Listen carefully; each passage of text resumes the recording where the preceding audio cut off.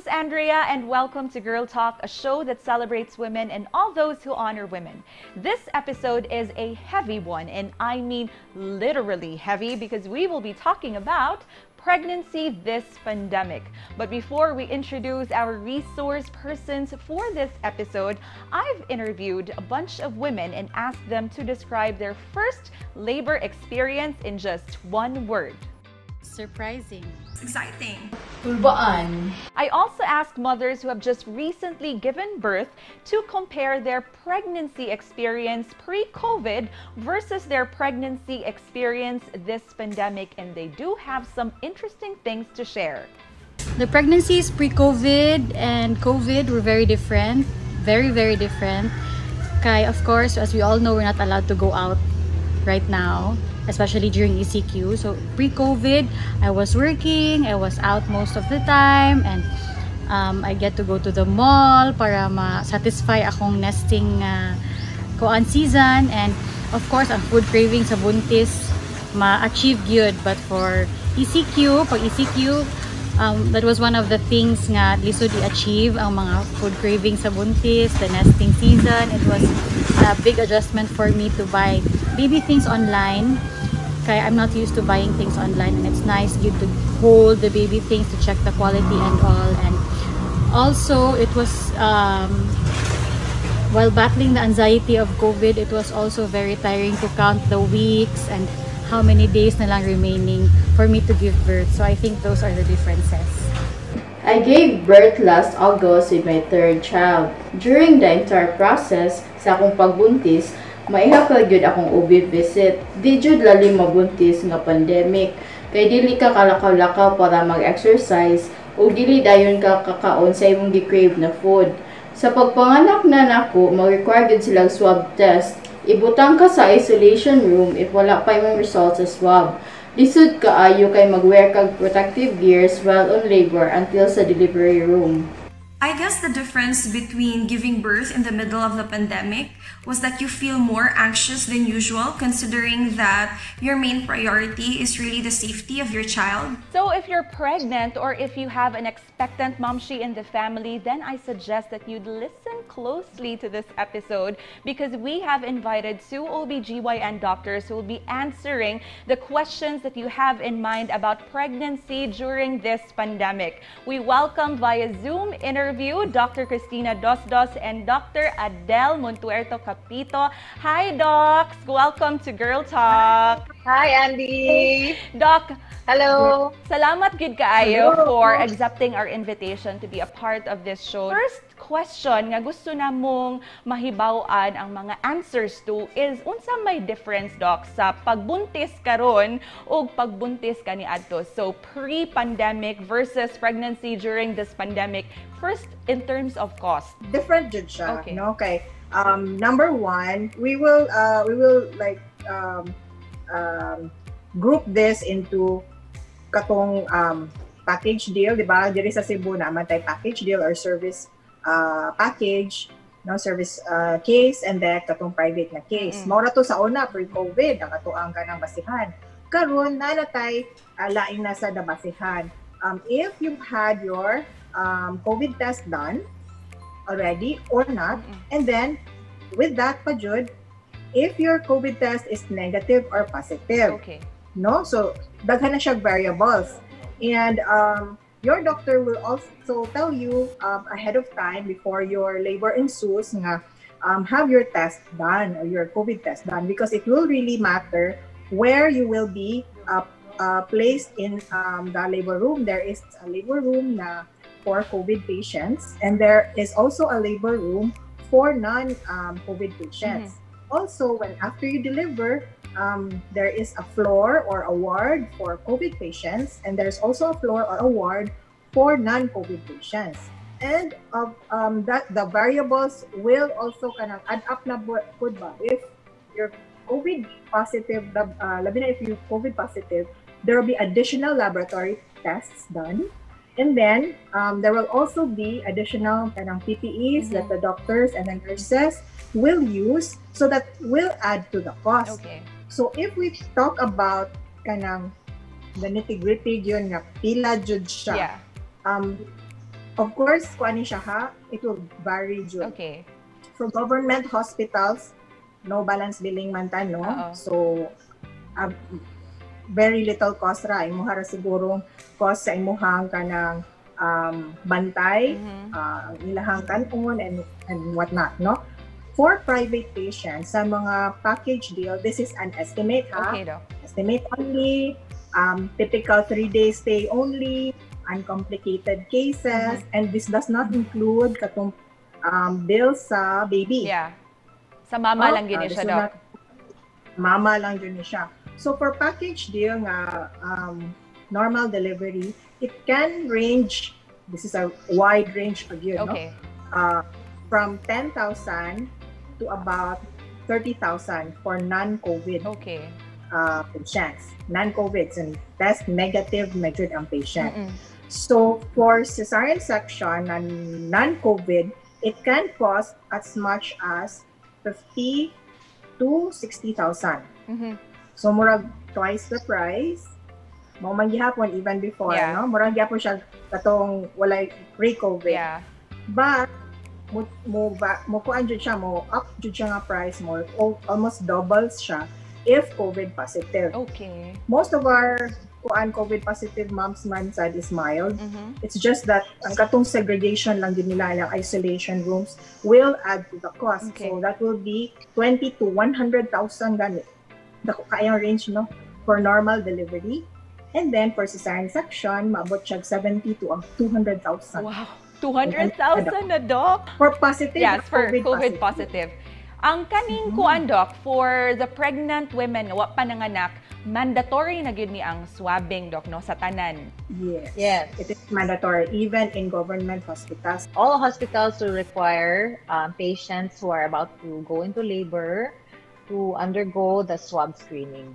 Pero unsa ni siya nga month sa pagbuntis, Doc, nga kinahanglan ng magpa-swab ang mommy? So usually we advise our pregnant patients to undergo the RT-PCR swab test around 37 to 38 weeks gestation. Yeah, so that is actually 2 to 3 weeks before your due date. The due date that the doctor advised you about. Yeah, because this is around the time that we expect most mothers to deliver, one. And the second thing is that when you have an RT-PCR swab done, it doesn't mean that that's it, you're okay na. It has an expiry date. Okay. So you have to deliver within, the average is about 2 weeks from the time that you had your swab done. For most hospitals, some might even go as short as 1 week, but most hospitals have a swab validity test of 2 weeks. So if you go beyond the 2-week period, that means that you will have to repeat again your swab test. So ma-expire ang validity, Doc, no, sa atong results. Yes. How about the mga mubantay, Doc, like the husband? Is it like hospital basis kung depende sa ilang guidelines kung kinahanglan sad iswab ang mubantay sa mother? If the husband wants to go inside the labor room, there are some private hospitals and there are some patients who really want their husbands or partners with them during labor, then yes, the partner has to go and have a swab test done. Same validity, same rules. Yeah, if the patient is COVID negative upon screening, the watcher or the husband who is going to be with her in the room does not necessarily need a swab. Okay. Only those who want to be inside the labor room. For those settings wherein the husband is actually allowed inside the labor Yeah, room. bitaw. Kaning swabbing, Doc, ba? I'm just curious. Have you tried having the swab test done? Yes. How, di ba? I haven't tried it myself, but I've asked people who experience it and they said nga uncomfortable gid daw ang feeling and sakit daw siya kanang sa nasal cavity area. I'm just curious, Doc, dili raman siya makakause og kuan, Doc, no? Like premature contractions to pregnant women? Oh, no. Safe ra gid siya, Doc. Layo ra ni siya dapita. To any labor contraction. On the aspect of prenatal checkups, Doc, I've had friends who got pregnant during this pandemic and daghan sa ilang niingon ako nga wagay sila kabaon sa gender sa ilang baby on the day na gid sa ilang pagpanganak kay lagi bawal lumabas. So ganahan nila mamenosa nilang outside exposure. So unsa nay pamaagi sa atong mga prenatal check-ups karon, Doc? Yeah, that's true. Pregnant patients who deliver especially during the ECQ, really had a more challenging time than when it was during normal times. Because the main priority really, and even during this time when we are still under modified GCQ, we are still under quarantine, our top priority is still prevention of spread.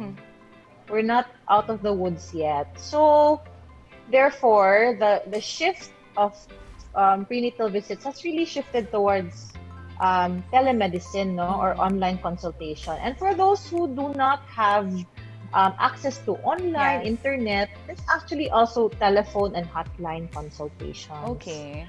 So all hospitals have websites, Facebook pages, phone numbers, hotlines, or if you are newly pregnant, you choose a hospital and you reach out to them first. Okay. Never walk in anywhere anymore at this time and just go and expect to be entertained, because there are so many new protocols and all for safety.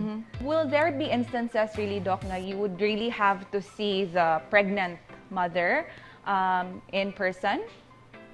Yes, of course. So our societies and obstetrics and gynecology have come up actually with this schedule of prenatal visits to guide us on how to care for our patients. So as you can see in this slide that I'm sharing right now, on the left column is the gestational age, that is the age of your pregnancy. And then the second column is actually the in-person OB visits.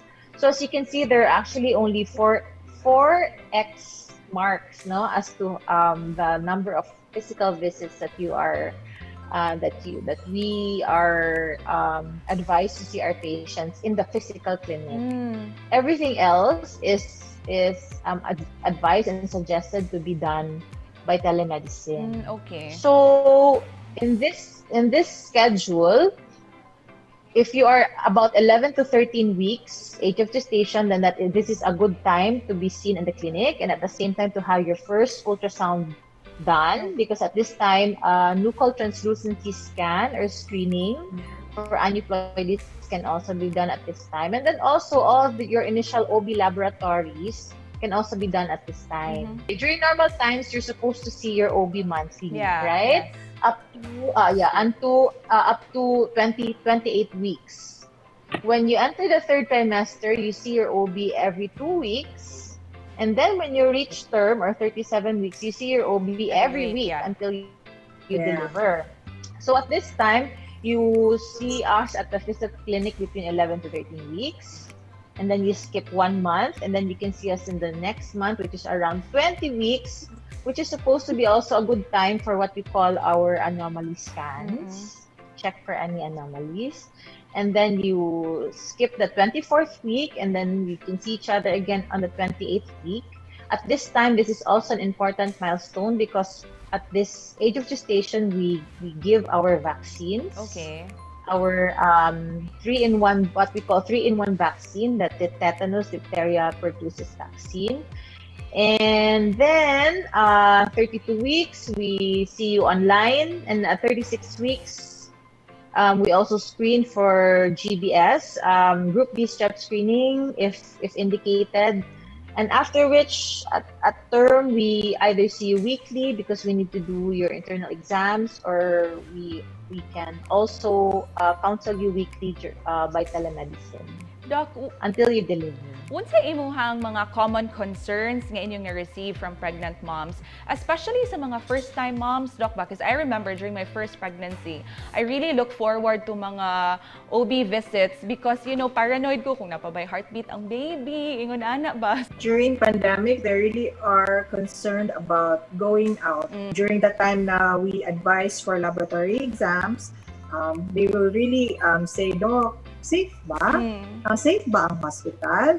They even identify some hospitals di ba, di man mag-COVID o dagang COVID patients. Yeah. But actually, when you go to a clinic or the hospital, as already mentioned, we have like a triaging. We check all people who go into the hospital if they have any symptoms, and then nobody will be allowed entry if they're not wearing proper PPE like a mask and a face shield. So actually, you can really feel safe about going into the hospital, and you also social like physically distancing. High-tech na kaitaron, Andy, no? Yeah. There are a lot of pregnant women who actually were able to buy the fetal Dopplers online. Oo. You know, even through your friendly Lazada And Shopee. or Shopee. Yes. Yeah, and by these gadgets, they are able to check their fetal heartbeat In the babies. themselves. Yeah, and within the comforts of their own homes. All right. Thank you, kaayo, Doc Kristina and Doc Adele. Up next, when we return, we will be talking about the tips that we can share to our pregnant mothers to stay safe and healthy this COVID-19 pandemic here at Girl Talk.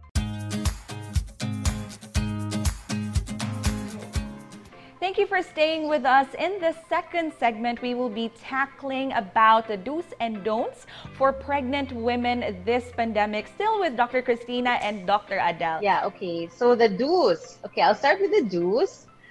Do call your doctor first. Do set an appointment. Do seek consult right away when you have flu-like symptoms. Okay.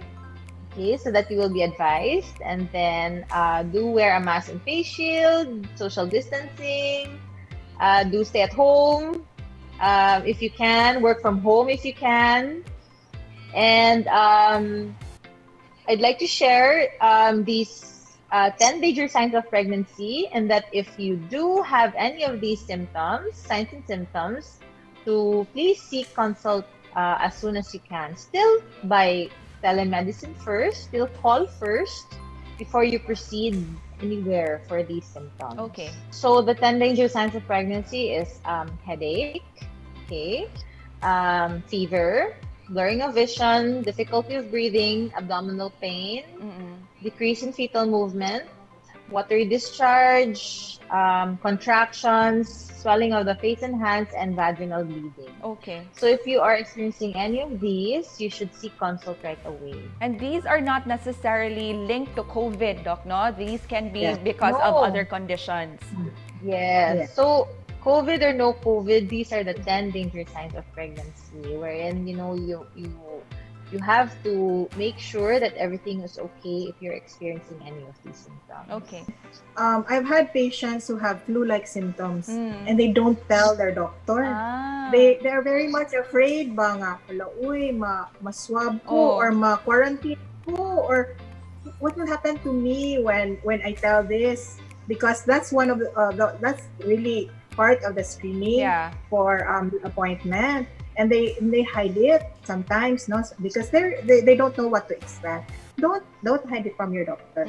Most of the cases of COVID in pregnancy are mild. Your doctor will just say, "Bitaw, you stay at home. You wear a mask around other people, even at home." And then you will specify which when you can call your barangay health center for you to be tested. There are many testing centers now. Free naman gani, no? And then in the private hospitals, nagkaubos na jud ang price for the testing. So there is no reason really to be afraid about the cost. Be afraid that you will be quarantined. Be afraid that you will have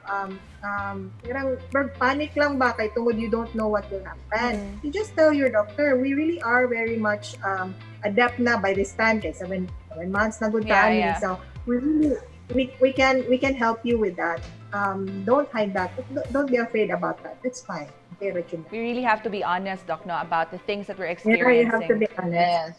How about with regards to the vitamins, the prenatal vitamins that pregnant mothers take right now? Nadungagan ba, Doc? Because as far as I could remember, it was folic acid, we have the iron, sometimes ang uban pa immune og calcium like myself.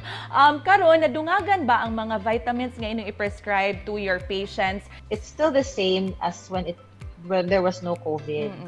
Yeah, the requirement during pregnancy has not changed. So you're right, Andy, no, you still have your folic acid, then you still have your calcium and vitamin D, your iron, and most of us also give multivitamins to all our pregnant patients. With regards to, nagpanic buying of vitamin C, no, and zinc, to boost the immune system. So these have not been proven to be beneficial during pregnancy. In fact, there was a WHO statement that stated that additional supplementation of vitamin C over and above the prescribed dose for pregnancy, which is actually something like only 80 milligrams for during pregnancy, does not have any benefit. So di pa din magpataka, Doc, o ko ano. The same. Yeah, kaya ang uban, duha na ka tablets of vitamin C para di lang ko matapdan sa COVID. We as OBs do not actually add more of these vitamins to our pregnant patients. Okay. How about the tips that you can share, Doc? Like how to stay healthy and just to make sure that our pregnant women do not catch this virus. Do you have any advice that you'd like to share with them? Still the same. You will have your mask, your face shield, keep away from people. Don't go out when you don't need to. Yeah. They said before, lagi kato nung mega dosing of vitamin C, Yeah. but I've had patients in the first trimester when there is really when you feel nauseous already, when you have GI upset already, Yeah. and then you mega dose with vitamin C, somewhat then you will have hyperacidity. So it will add more. You don't need to good at this time, no? Labi na in the first trimester. Grabe jud ang upset ana, daghan mga tawag na do.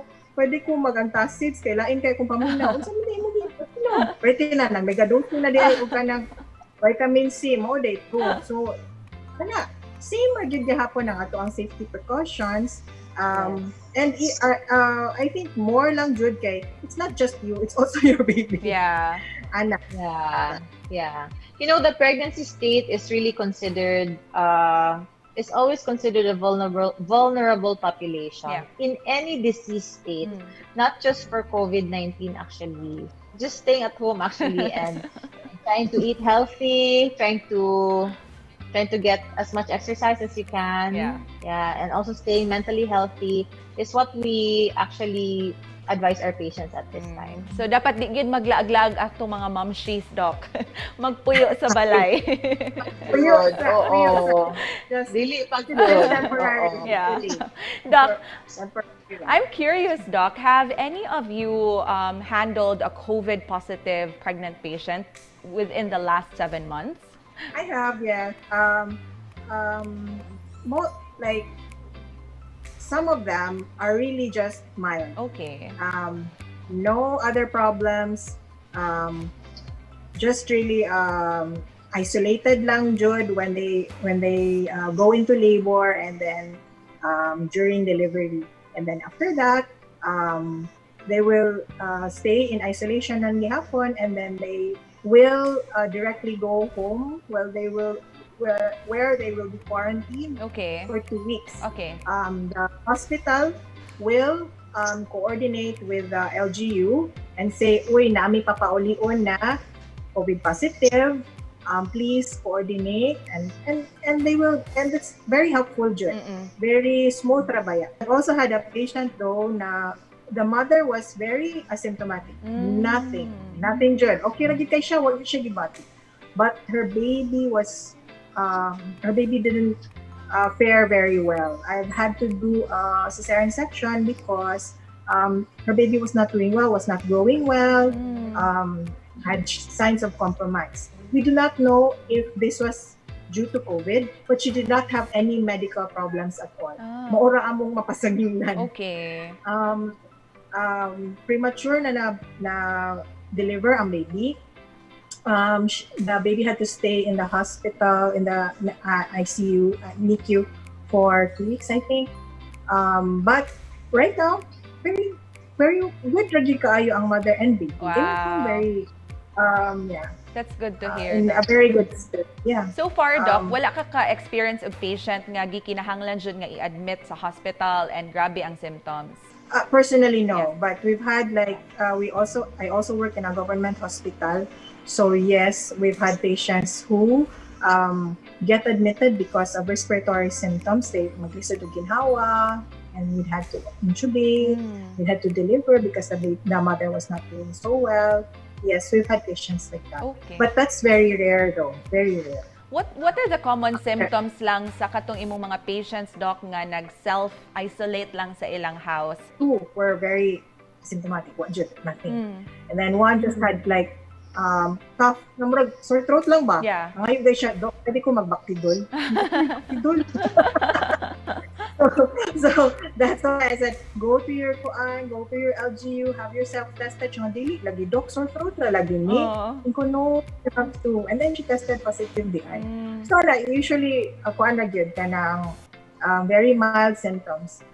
In the government hospital where I also work, some really just show up with dyspnea or kanang maglisod og ginhawa. Kana mao jud na siya.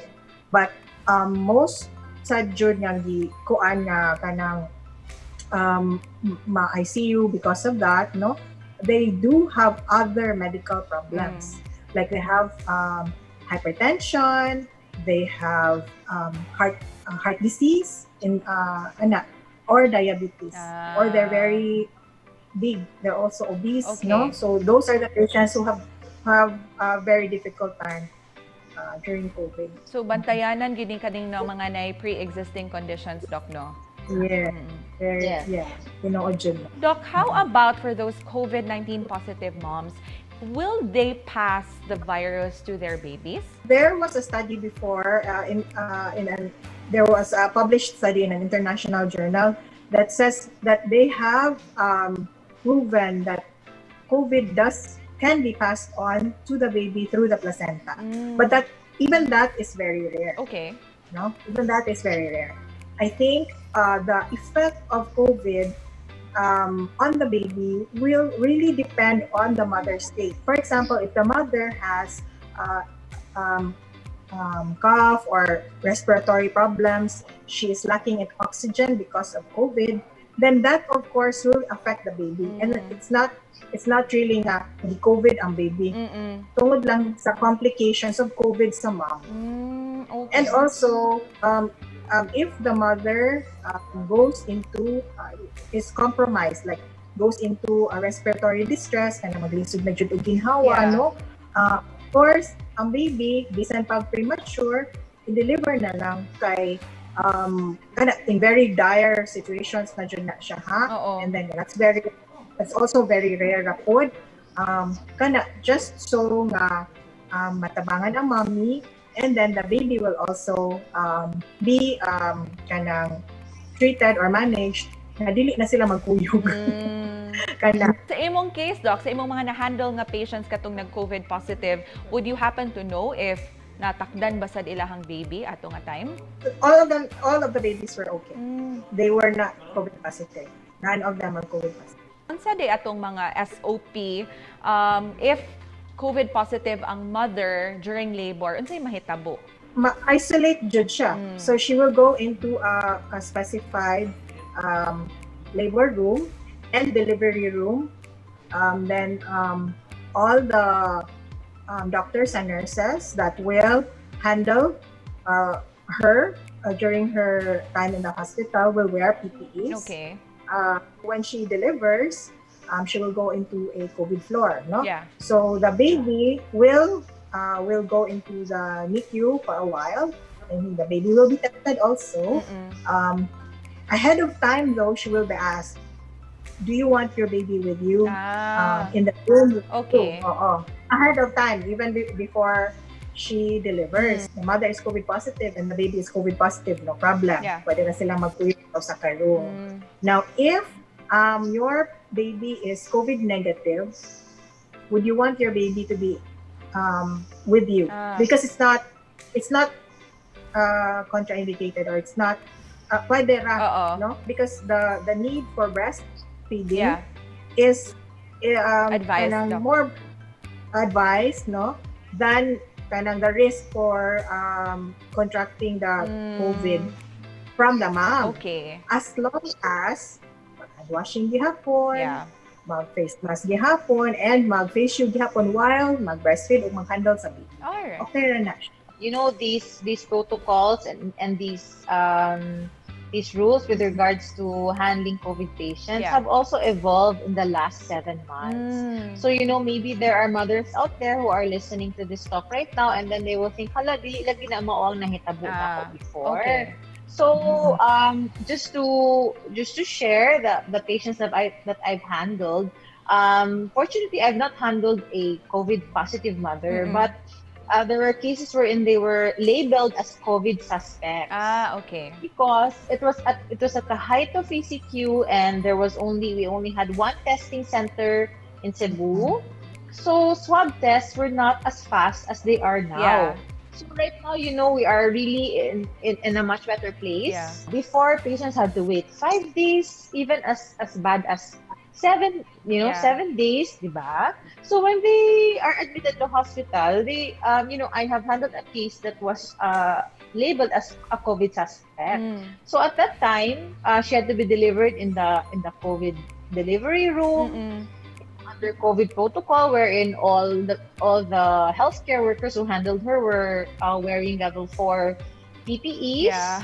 And when the baby was delivered at this time in April, the baby was, whisked away to the NICU and was under monitoring, and the mom was unfortunately not able to breastfeed, do the unang yakap, the skin contact at this time.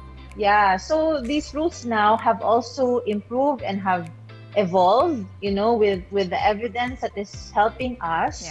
Yeah. So yeah, even at that time, they were unsure whether to breastfeed, allow breastfeeding, not allow breastfeeding. So now the consensus is to allow breastfeeding with strict hand hygiene, and can also be fed by a healthy person if you you would rather pump milk. Yeah. We are indeed in a much better place now, and that's something to be grateful for. Doc, thank you, gid kaayo. Up next, Doc, we will be talking about the estimated population growth brought about by this pandemic when we return here at Girl Talk. Welcome back to Girl Talk. For this last segment, we will be talking about the importance of family planning, especially during this pandemic. We still have with us via Zoom interview Dr. Kristina and Doc Adele. Docs, unsa man inyong masulti about this issue? So we have been on lockdown for 7 months. Yeah, and so, couples have been stuck at home. Yeah, and a lot did not have access to family planning. Yeah. So actually, the reality is that there are a lot of pregnancies, both wanted and unwanted, unplanned and planned pregnancies that have happened in the last 7 months. Okay. That's the reality now, Andy. Actually, the Commission on Population and Development have predicted that nearly 2 million women to get pregnant this year due to the COVID-19 lockdown. Wow. So that is actually, that's a big increase from, they also projected that the number of births in 2021 will be as high as 1.9 million versus 1.6 million in 2018 and versus the highest recorded 1.8 million in the year 2000. Kani siya nga topic, Doc, ba? Although some would find it funny, no? Nga kanabitang that joke nga, uy, kay walay lingaw sa balay. But this is reality, di ba? A lot of people have been displaced or kanang nag-work from home nga set up ba? And the reality of family life. So this is really an important issue that everyone has also to learn about dokba. How do you try to educate patients about the importance of family planning, especially karong pandemic na lisod gyud, no? Mer tanan gyud ang nag-struggle. In fact, this projected increase in population is really due to the inaccessibility of family planning, you know, from these women. The same Commission on Population Development also recorded that there is about a 2% decline in the contraception prevalence rate in Filipinas, and that is equivalent to 400,000 women dropping out of the country's family planning program. So these are women, you know, who went to healthcare, to local health centers, you know, with their chosen option of contraception, no, injectables, you know, taking of pills, whatnot, you know, and all these were very, very difficult to access during the ECQ. You know, they couldn't go out. You couldn't go out if you don't have a quarantine pass. Yeah. Diba? And it was Or hard you can't to get hold of your doctor. yeah, that's true. To refill prescriptions. Yeah, so that's why you know, there was a joke nga, there are a lot of babies in November because of Valentine's. Diba naman? So I'm doing a joke for me. Yeah, so this time the COVID-19 lockdown is projected to result also in a lot of pregnancies and births. There are women who have partners nga di abroad or not with them, na quarantine somewhere else. So that will be a factor, Jud. When the ECQs were lifted, nagkanang mag-text na, Dok, muabot akong bana. Wala mahadlok, no? Yeah. So, for those patients who have access to doctors, about those who no? So you can always talk to your doctor. You can email your doctor, text, you have online platforms and prescriptions can be given online or via email. No? Okay, the pharmacies will honor an e-prescription. So have that. No? You tell your doctor, Doc, di pa ko ganahan mamabdos karon or di pa ko ganahan mamabdos within the next 2-3 years. And then we'll think of something that non-contact. We can prescribe to you. Or if you do really need like a procedure like insertion of IUD or an injection or kanang implanon, or if you need a procedure for that, then you can always arrange online or by phone call with your doctor when you need to come in. It's easier now because ECQ is lifted. If you want a permanent solution, now you don't want to have babies anymore, good, then we can have that arranged that would be harder to arrange because it's really an elective procedure. But we can have bridging of that for now. In fairness, some women will that will be the chief complaint, you know, why they seek consult, meaning they want to know their options with regards to family planning. And so, you know, we are very much, we welcome these questions, and we usually give them their options, no, based on the patient profile. Okay. So, you know, some patients have contraindications, like if they're hypertensive, you know, if they're diabetic, have thyroid problems, then we try to offer to them what will be the best fit for them with regards to contraception. All right. But a lot of patients are also shy to bring this up. Yeah. You know, a lot of patients are shy to bring up the fact that they are in need of contraception. Yeah.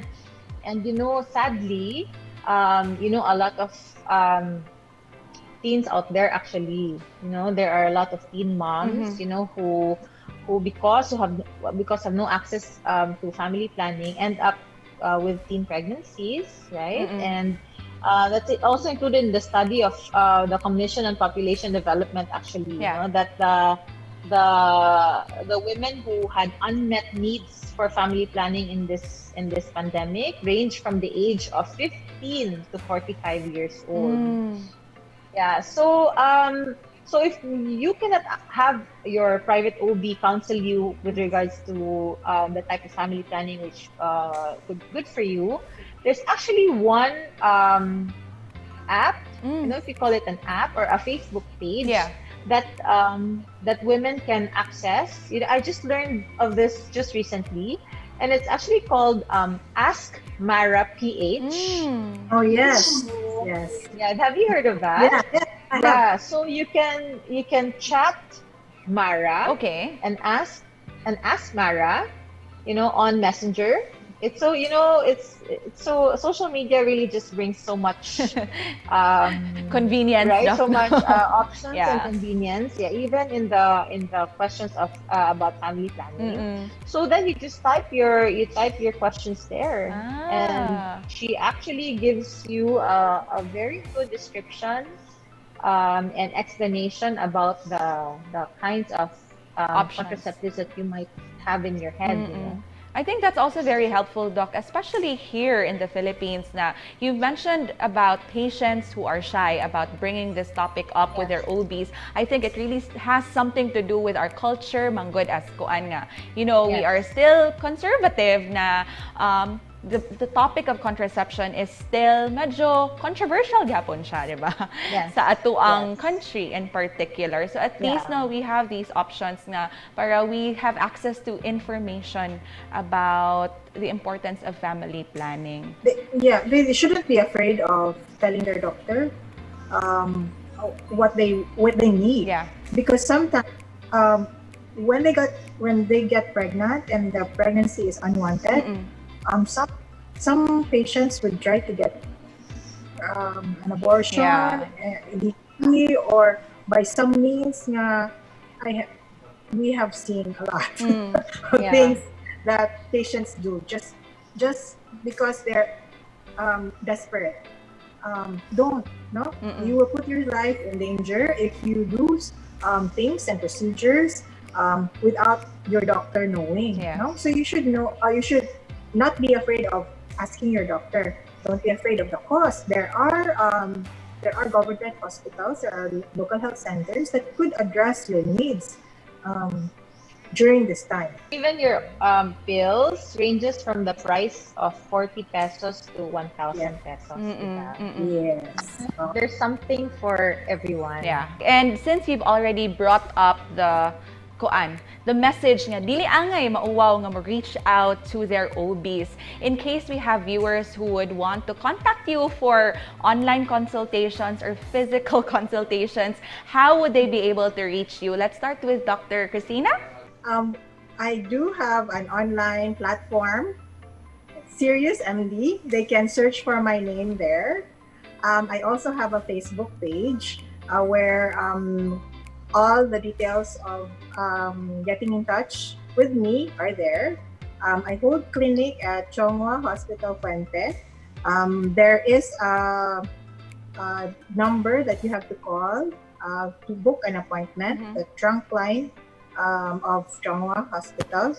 And then they need to undergo a triage before they can get into the clinic. Doc Adele? Yeah, thank you, Auntie. I do my consultations online through Cloud MD. Okay. Yeah, so that's one of the platforms that's available for consultations. So you can set an appointment with me there. And you can also find me in UC Med, and UC Med has a very user-friendly website called ucmed.ph. Where they can also address all your needs with regards to swab, appointment, and laboratories. Yeah, so we can see each other there. Thank you kaayo, Doc Kristina and Doc Adele, for sharing your time and your knowledge with all of our viewers for this episode of Girl Talk. And daghang salamat sa kaayo to all of our viewers. Please do not forget to share this episode with your expectant momshi friends on Facebook. And of course, do like our Facebook page, that's My TV Cebu, and subscribe to our YouTube channel. This has been Andrea for Girl Talk.